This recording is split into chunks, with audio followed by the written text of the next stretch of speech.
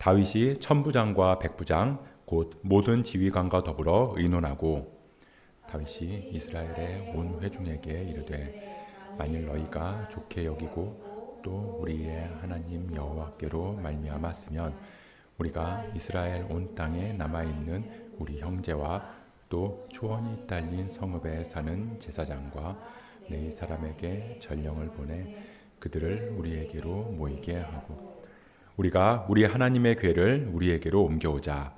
사울 때에는 우리가 궤 앞에서 묻지 아니하였느니라 하매 곧 백성의 눈이 이 일을 좋게 여김으로 온 회중이 그대로 행하겠다 한지라. 이에 다윗이 애굽의 시올 시내에서부터 하맛 어기까지 온 이스라엘을 불러 모으고 기럇 여아림에서부터 하나님의 궤를 메어오고자 할세. 다윗이 온 이스라엘을 거느리고 바알라 곧 유다에 속한 기럇 여아림에 올라가서 여호와 하나님의 궤를 메어오려 하니 이는 여호와께서 두 그룹 사이에 계심으로 그러한 이름으로 일컬음을 받았더라. 하나님의 궤를 새 수레에 싣고 아비나답의 집에서 나오는데 우사와 아이오는 수레를 몰며 다윗과 이스라엘 온 무리는 하나님 앞에서 힘을 다하여 뛰놀며 노래하며 수금과 비파와 재금과 나팔로 연주하니라. 기돈의 타작마당에 이르러서는 소들이 띠므로 우사가 손을 펴서 궤를 붙들었더니 우사가 손을 펴서 궤를 붙들므로 말미암아 여호와께서 진노하사 치심에 그가 거기 하나님 앞에서 죽으니라. 여호와께서 우사의 몸을 찢으셨으므로 다윗이 노하여 그곳을 베레스 우사라 부르니 그 이름이 오늘까지 이르니라. 다윗이 하나님을 두려워하여 이르되 내가 어떻게 하나님의 궤를 내 곳으로 오게 하리요 하고 다윗이 궤를 옮겨 자기가 있는 다윗성으로 메어들이지 못하고 그 대신 가드 사람 오베데돔의 집으로 메어가니라. 하나님의 궤가 오베데돔의 집에서 그의 가족과 함께 석 달을 있으니라. 여호와께서 오베데돔의 집과 그의 모든 소유에 복을 내리셨더라. 아멘. 아빠랑 아들이 식당에 갔습니다. 아빠가 국밥을 2그릇 주문했어요. 식사가 나오자마자 아빠가 이 국물을 쫙 들이킨 거죠. 그러면서 아 시원하다 라고 말했어요. 근데 그 모습을 보고 있던 아들이 아빠처럼 아 그래? 그러면서 국물을 쫙 한 모금 마시더니 아 뜨거! 그러는 거예요. 그러면서 혼잣말로 아 세상에 믿을 사람 하나도 없네 라고 했다는 유머 들어보신 적 있으실 거예요. 아빠는 분명히 시원하다라고 그랬거든요. 근데 아들은 전혀 시원하지 않은 거죠. 시원한 게 아니라 오히려 뜨겁더라.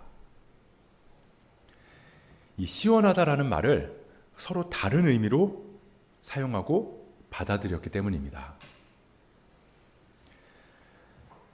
친구 집에 집들이가 있어서 초대를 받아서 갔어요. 그때 우리 빈손으로 가지 않잖아요. 뭐 휴지든 세제든 이제 뭐라도 하나 사들고 이제 친구 집에 가게 되는데 이제 가면 친구가 뭐라 그러냐면 야, 뭐 이런 거 사오냐 그냥 오지 그렇게 이야기를 해요. 그래서 다음번에 갈 때는 정말로 아무것도 안 사가지고 그냥 빈손으로 갔습니다. 그랬더니 그 친구가 야 너는 집들이 오면서 야 아무것도 안 가지고 빈손으로 오냐? 또 이렇게 이야기를 한다는 거죠. 또 이런 경우도 있습니다. 길에서 우연히 친구를 만났어요. 오랜만에 만난 친구. 야 반갑다 그러면서 반갑게 인사를 하고 이제 가볍게 근황을 이야기한 다음에 이제 헤어지기 전에 뭐라 그러죠? 네. 야 언제 우리 밥 한번 먹자. 근데 그 이야기를 듣고 나서 마음에 새겨두고 1주일, 2주일, 1달, 2달 왜 연락을 안 하지? 이러면서 기다리고 있으면 주변에서 이렇게 이야기를 해요. 야 그거 그냥 하는 소리지 진짜 밥 먹자는 얘기인 줄 안 거냐? 이 어렸을 때는 아빠의 이 시원하다는 말, 그 말을 액면 그대로 받아들입니다. 시원하다고 했으니까 당연히 시원한 거지. 근데 조금씩 나이가 들어가면서 이 아빠의 시원하다는 말에 담긴 다른 뜻을 알아차리게 된다는 거죠. 야, 뭐 이런 걸 다 사와 라는 말을 곧이곧대로 받아들이지 않게 된다는 거예요. 그렇게 이 상대방의 말을 해석할 수 있게 되면 그럴 때 사람들이 뭐라고 그러냐면 철들었다라고 그래요. 제가 어렸을 때 실제 있었던 일입니다. 제가 어렸을 때 엄마랑 이 버스를 타고 가는데요. 앞에 자리가 하나 생긴 거예요. 엄마가 저한테 여기 앉아 라고 그래서 저는 그냥 앉았거든요. 근데 조금 더 크고 나서 이제 엄마랑 버스를 타고 갈 일이 있었어요. 근데 자리가 똑같이 생긴 거예요. 엄마가 여기 앉아. 근데 제가 나는 그냥 서서 가는 게 좋으니까 그냥 엄마 앉으시라고. 그랬더니 엄마가 나중에 컸네? 엄마가 앉으라고 하는 거 보니까 이렇게 말씀하셨거든요. 근데 제가 너 여기 앉아 라는 말을 해석하게 됐기 때문이에요. 이 철이 들면 나름대로 해석하고 해석한 대로 행동하게 됩니다. 친구가 야, 밥 한 번 먹자 라고 말하면 이제는 그래 연락할게 라고 아무렇지도 않게 대답을 하게 된다는 거죠. 근데 어린아이들은 그렇지 않다는 거예요. 엄마가 너 여기 움직이지 말고 가만히 있어야 돼? 라고 말하면 정말로 한 발짝도 안 움직이고 그냥 가만히 거기 있는 게 아이라는 거예요. 근데 나이가 들어서도 그렇게 아이처럼 행동한다. 그러면 사람들이 뭐라 그러냐면 야, 쟤는 이 사회성이 부족하다. 융통성이 없다. 그렇게 말을 해요. 어쩌면 우리가 나이가 든다라는 건 끊임없이 이 숨은 의미를 찾아간다는 것일지도 모르겠습니다. 그래서 피곤해지는 것 같아요. 이 사회생활을 하다 보면 사람들은 지치게 돼요. 이 수많은 말과 수많은 상황 속에서 그 상황 속에 담긴 의미를 일일이 다 해석해야 되니까요. 그리고 때로는 그것들을 잘못 해석해서 오해가 생기기도 하고 갈등이 빚어지기도 하고 그래서 더 조심스러울 수밖에 없게 되는 거죠. 우리가 사는 세상이 그렇습니다.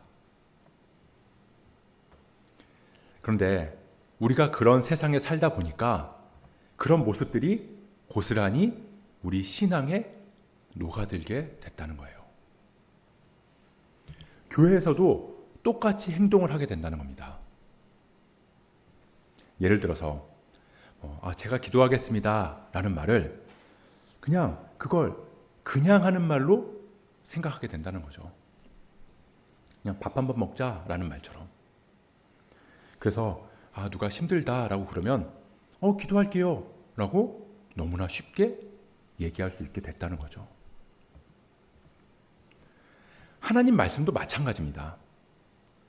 예수님께서 우리의 죄를 대신해서 십자가에 달려 돌아가셨습니다. 그 예수님께서 다시 사흘 만에 부활하셨습니다. 그런 말씀을 들으면 믿습니다 라고 별 생각 없이 이야기를 해요. 근데 그 믿는다는 게 그 말씀이 진짜라는 걸 믿는 게 아니라 그 말씀이 성경에 적혀 있다는 걸 믿습니다 일 때가 많다는 거죠. 그래서 이 하나님이 항상 함께 하십니다 라고 말하지만 전혀 하나님의 동행이 없는 사람처럼 그렇게 행동할 수밖에 없게 됐다는 거죠.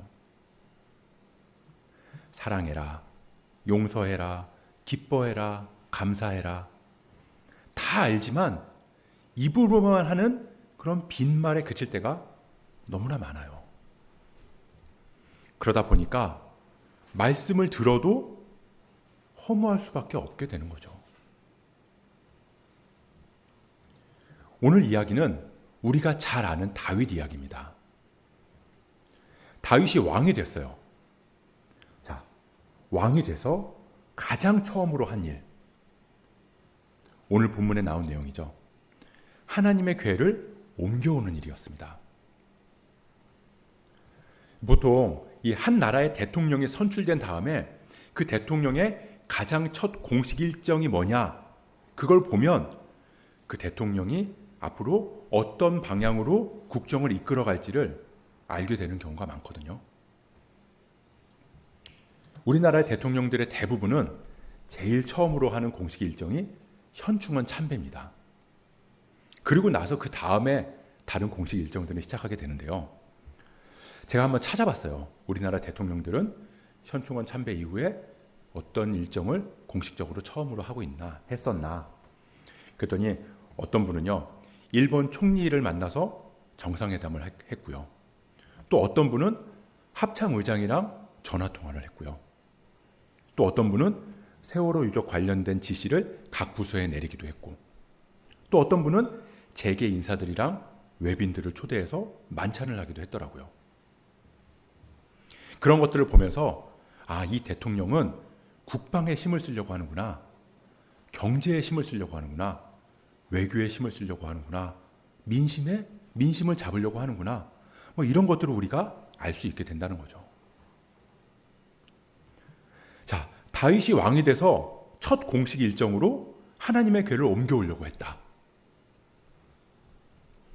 근데 하나님의 궤를 왜 옮겨올까요? 하나님의 궤, 원래 이스라엘에 있는 거 아닌가요?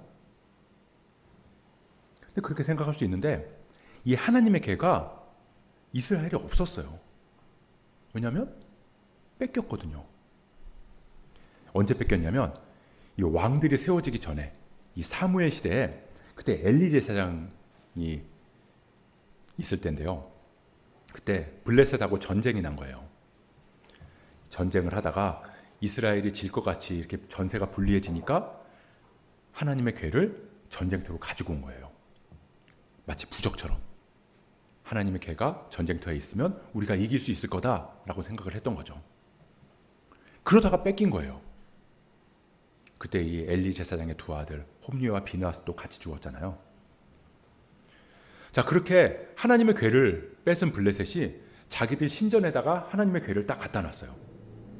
근데 이제 이상한 일들이 벌어지는 거죠.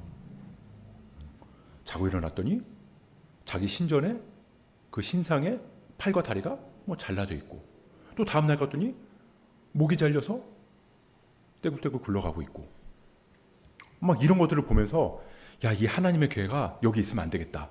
그래서 이스라엘로 돌려보내야겠다라고 생각한 거예요. 그래서 하나님의 궤를 이스라엘로 돌려보내는데 그곳이 벳세메스였습니다. 이스라엘 땅이에요.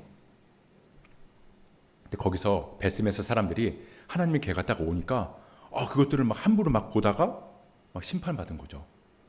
그래서 기럇 여아림 사람들이 벳세메스에서 그 궤를 옮겨온 거예요. 기럇 여아림으로. 그리고 나서 사울이 왕이 됐는데 그 하나님의 궤를 그대로 방치해뒀다는 겁니다. 그 궤가 분명히 이스라엘로 돌아왔는데 사울이 한 번도 궤를 찾아가지 않았고요. 한 번도 옮겨오려고 하지 않았다는 거예요. 그렇게 이제 20년이라는 시간이 흘렀죠. 그리고 나서 이제 다윗이 왕이 딱 되자마자 제일 처음 한 게 그 방치됐던 하나님의 궤를 옮겨오는 거. 근데 그 이유에 대해서 뭐라고 말하냐면 우리 오늘 본문 3절인데 같이 읽어보겠습니다. 3절 말씀 시작. 우리가 우리 하나님의 궤를 우리에게로 옮겨오자. 사울 때에는 우리가 궤 앞에서 묻지 아니하였느니라 하매. 사울 때에는 하나님께 묻지 않았다. 그러니까 하나님께 묻기 위해서 궤를 옮겨오겠다라는 거예요. 그런데 다윗은 왕이거든요. 이 왕이라는 건 모든 백성들이랑 신하들이 자기한테 묻는다는 거예요. 자기의 의견이, 그러니까 왕의 의견이 곧 법이잖아요. 그러니까 그런 자리에 있는 왕이 난데 내가 하나님께 묻겠다. 그건 이 나라의 왕이 내가 아니라 하나님이다 라는 걸 선포하는 거죠. 근데 그런 다윗의 모습을 보면서 모두가 좋게 여겼다라고 기록하고 있어요. 너무 좋죠.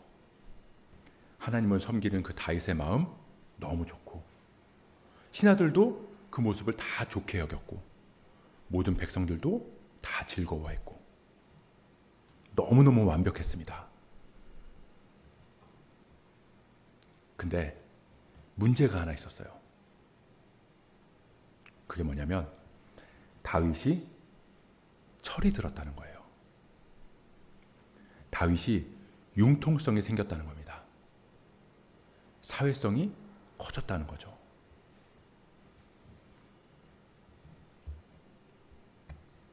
근데 그게 무슨 문제냐? 사회성이 커진 게, 융통성이 있는 게 그게 무슨 문제냐?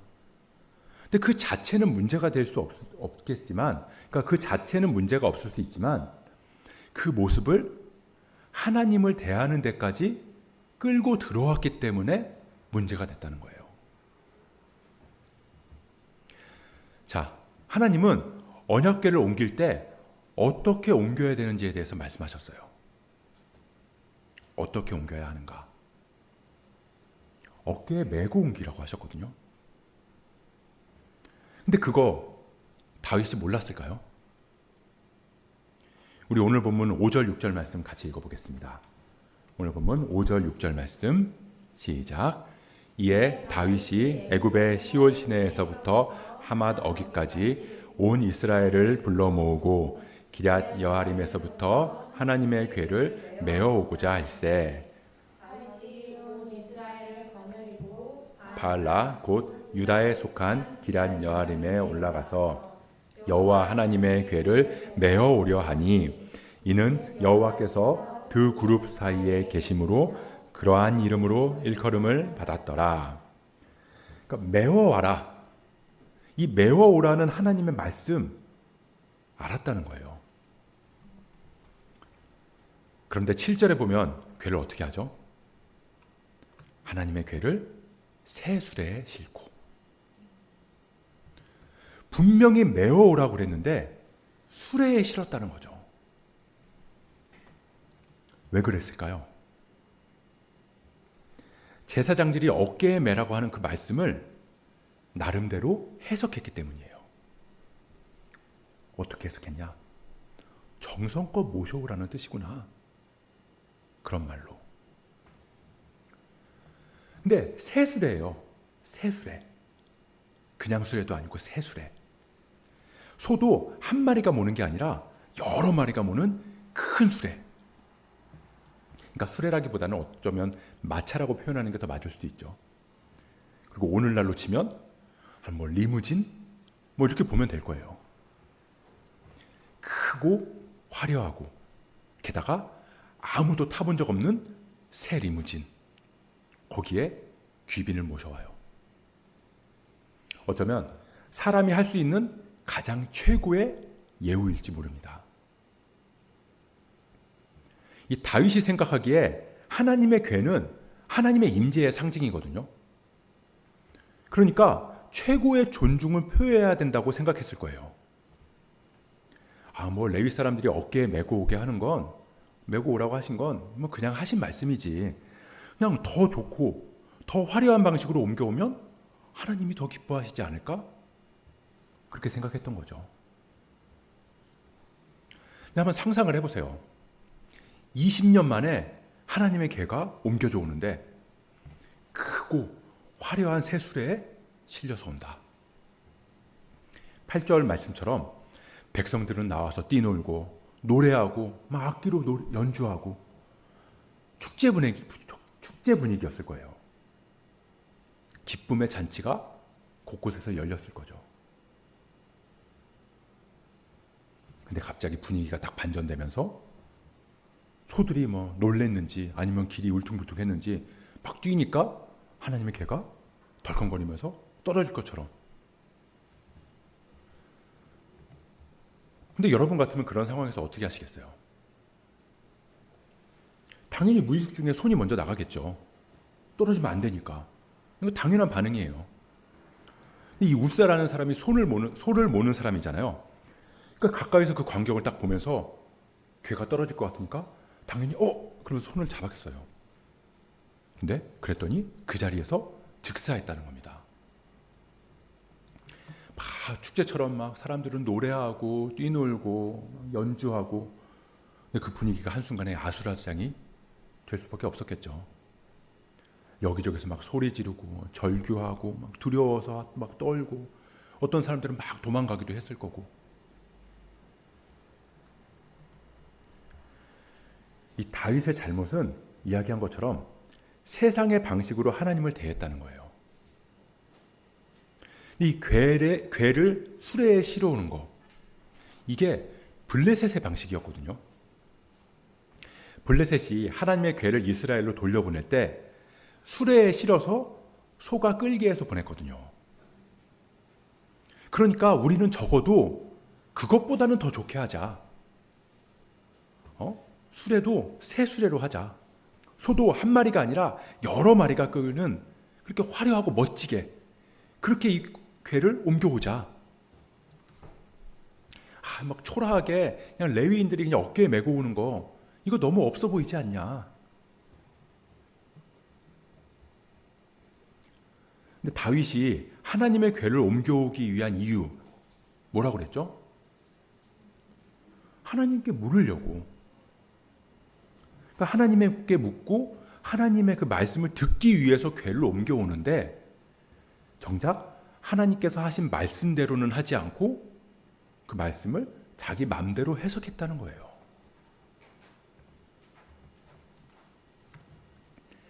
우리가 불순종이라고 하면 내가 작정하고 오늘부터는 내가 하나님 말씀을 다 거역할 거야, 이렇게 하는 거라고 생각할 때가 있거든요.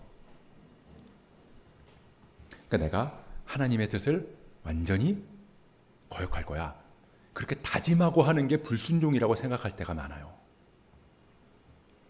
근데 하지만 불순종은 하나님의 말씀을 내 마음대로 해석하는 거라는 거죠.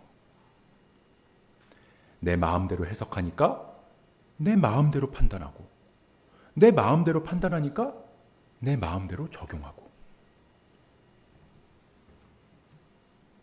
다윗이 이 불순종했다고 하는데 그 마음이 원래 어땠어요? 내가 어깨에 매라고 하는 말씀을 반드시 얻을 거야, 그러니까 다른 방법을 찾아야 돼, 그러니까 수레를 가져와 거기다 실차, 그게 아니었거든요. 하나님의 뜻을 묻겠다라고 하는 순수한 마음이었어요. 순수한 마음과 순수한 열정으로 시작한 겁니다. 그런데 그게 불순종으로 이어졌다는 거죠. 처음 이야기한 것처럼 철이 들었다는 건 말을 해석하는 능력이 생겼다는 거예요. 하지만 신앙에서 철들었다, 신앙이 성숙했다라는 건 하나님의 말씀을 있는 그대로 듣는다는 겁니다. 이 성경에 보면 우리가 볼 때 융통성이라고는 눈꽃만큼도 찾아볼 수 없는 사람들의 이야기가 가득하거든요. 노아, 하나님의 산 위에 방주를 만들려고 그랬어요. 그 말도 안 되는 크기의 배를 수십 년 동안. 근데 그 배를 있는 그대로 만들었어요. 사람들이 얼마나 비웃었는지 몰라요. 요셉, 보디발의 아내가 유혹할 때 그거 가지고 눈 딱 한 번 감고 그럼 되잖아요. 어차피 서로 공범되는 거니까 보디발의 아내는 말 안 할 거고 나만 입 다물면 아무도 모를 텐데. 다니엘은 어때요? 그깟 고기 그거 먹으면 좀 어떻다고, 남들도 다 먹는데 그거 안 먹겠다고, 그러다가 죽으면 어쩌려고 그러나, 어쩜 저렇게 미련하게 행동하나.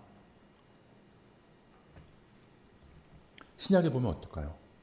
베드로, 스데반, 사도 바울, 감옥에 갇히고 매 맞고 죽을 수 있다는 거 뻔히 알면서 복음도 좀 상황 봐가면서 그렇게 전하면 되잖아요. 융통성 있게, 전략적으로.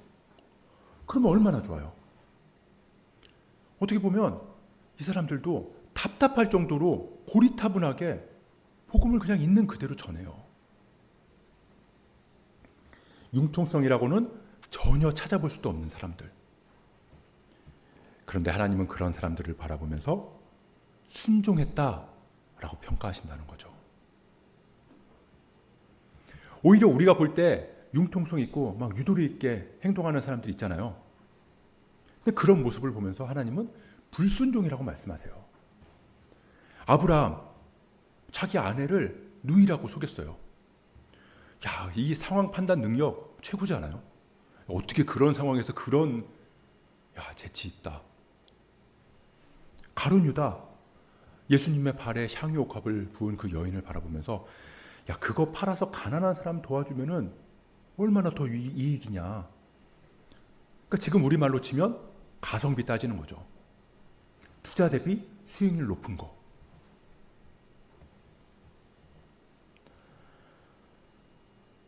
이 순종은 별거 아니에요. 순종하겠다고 결단하면 막 우리는 내가 가진 거 다 팔아서 막 어디든 막 가야 되고 막 선교지로 나가야 되고 막 그럴 것처럼 생각을 하는데, 순종은 그런 게 아니라 하나님의 말씀을 있는 그대로 듣는 겁니다. 있는 그대로 듣고 들은 그대로 행하는 거. 그게 순종이에요. 아니 뭐 어깨에 매든 수레에 실든 그게 뭐가 중요하냐. 하나님을 향한 내 마음이 제일 중요하지. 그냥 그거 소중히 잘 다루라는 말씀 아니야? 뭐 그렇게 따지면 뭐 수레에 실는 게 더 소중하게 다루는 거잖아. 근데 그게 아니라는 거예요. 우리가 하나님을 믿고 섬기는 데 있어서 좋은 게 아니라 하나님의 뜻대로 하는 게 좋은 거라는 겁니다. 뭐로 가도 서울로만 가면 된다고. 세상은 다 그렇게 이야기할지 몰라요. 뭐로 가도 서울로만 가면 된다. 근데 하나님 나라에서는 그런 게 안 통한다는 겁니다. 우리는요, 죽어서 천국에만 가면 된다는 마음으로 신앙생활하는 게 아니에요. 뭐로 믿어도 천국만 가면 된다? 그거 아니라고요. 아니, 믿는다고 하면 다 천국 간다며. 그럼 내가 이 땅에서 어떻게 살든 무슨 짓을 하든 예수 믿는다고 말하면 그럼 천국, 그러고 나서 천국 가면 되는 거 아니야? 그게 불순종이라는 겁니다. 하나님은 그렇게 말씀하지 않으셨거든요. 성경에 니들 예수 믿는다고 영접기도 한번 하고 천국 와라, 그러지 않으셨다고요. 이 땅에서 어떻게 살아가야 하는지를 조목조목 다 알려주셨어요. 그거 있는 그대로 듣고 들은 그대로 살아가는 거, 그게 순종이라고요. 그리고 그게 성도의 삶이라는 겁니다.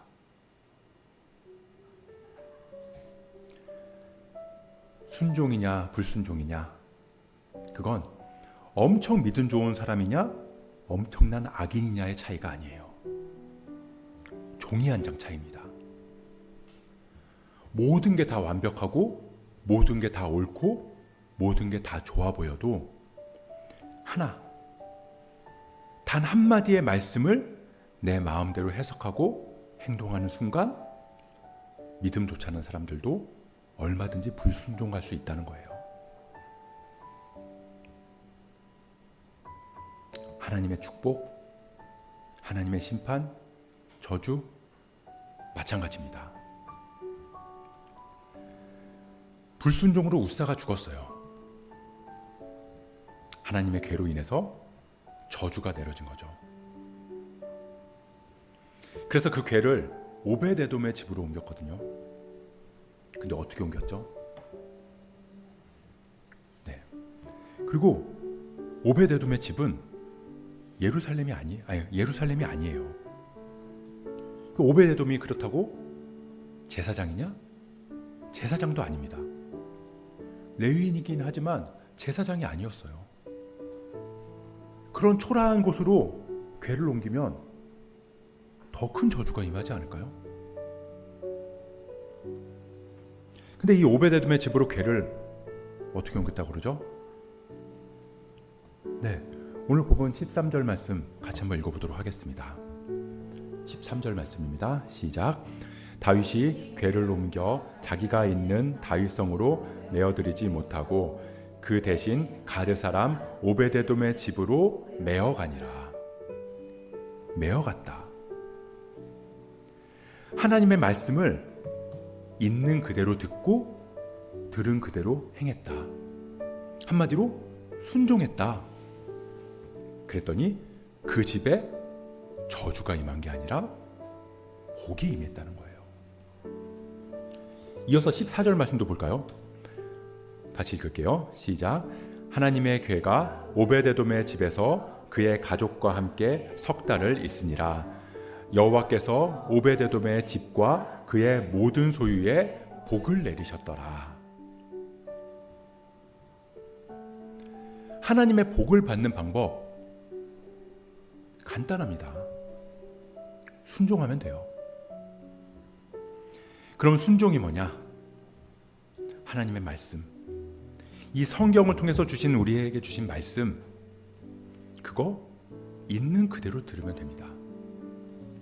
내 생각대로, 내 멋대로 해석하고 판단하지 않고, 그리고 들은 그대로 살아가면 돼요. 그러면 하나님의 복이 임한다는 거죠. 우리 마음이 아무리 순수해도 그래도 이것만 기억했으면 좋겠어요. 좋은 게 좋은 게 아니라 하나님의 말씀대로 행하는 게 가장 좋은 거다. 아무리 내가 보기에 좋아 보여도 하나님 보시기에 좋은 게 가장 좋은 거다. 뭐 그런 모습이 세상에서는 융통성 없다라는 얘기를 들을지도 몰라요. 앞뒤 꽉 막힌 답답한 사람이다 라고 평가받을지도 모릅니다. 하지만 하나님은 그런 우리의 모습을 보시면서 잘하였다, 착하고 충성된 종아 라고 평가하실 줄 믿습니다. 그런 믿음의 삶, 순종의 삶, 성숙한 그리스도인의 삶 살아가는 저와 여러분 되시길 주님의 이름으로 축복합니다.